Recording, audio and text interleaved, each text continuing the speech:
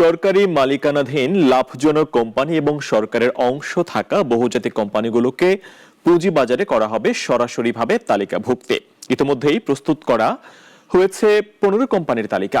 এগুলোকে দ্রুত তালিকাভুক্ত করতে অনুষ্ঠিত হচ্ছে একের পর এক বৈঠক, প্রয়োজনে করা হবে আইনও। সানি আহমেদের রিপোর্ট।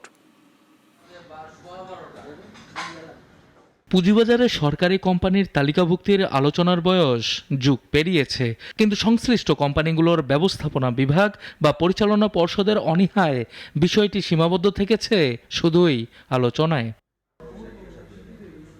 পুঁজিবাজারকে গতিশীল করতে দীর্ঘদিন পর প্রধান উপদেষ্টার নির্দেশনায় আবারও সক্রিয় হয়েছে সেই একই আলোচনা, কিন্তু এবারের তৎপরতা আগের চেয়ে ভিন্ন। করা হচ্ছে একের পর এক স্টেক হোল্ডারদের নিয়ে বৈঠক। রোববারও প্রধান উপদেষ্টার বিশেষ সহকারী ডক্টর আনিসুজ্জামান চৌধুরীর নেতৃত্বে আলোচনা হয়েছে সংশ্লিষ্ট সকলকে নিয়ে।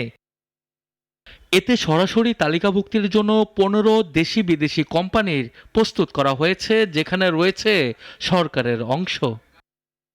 যেহেতু সরকার মালিকানাধীন, সরকারের অংশ নিয়েই যে আমরা যে এটা আপলোড করতে চাই, এটা লিস্টেড করতে চাই, এই বিষয়টাই ওইখানে আলোচনা হয়েছে। বহুজাতিক কোম্পানিগুলো বাংলাদেশে ব্যবসা করে ডিভিডেন্ড আকারে মুনাফা নিয়ে যাচ্ছে দেশের বাইরে, অথচ পুঁজিবাজারে তালিকাভুক্ত হলে সেই মুনাফায় ভাগ বসাবে দেশের জনগণ, যা চায় না তারা।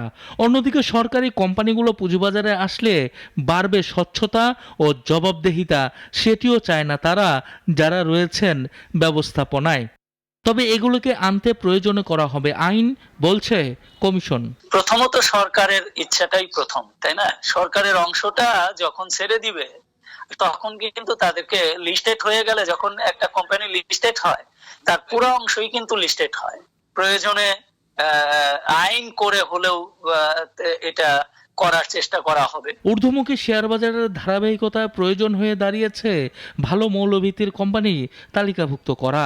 এতে পুঁজিবাজারে বাড়বে গতি, এমনটাই মনে করছেন বিশেষজ্ঞরা। সানি আহমেদ, নাগরিক, ঢাকা।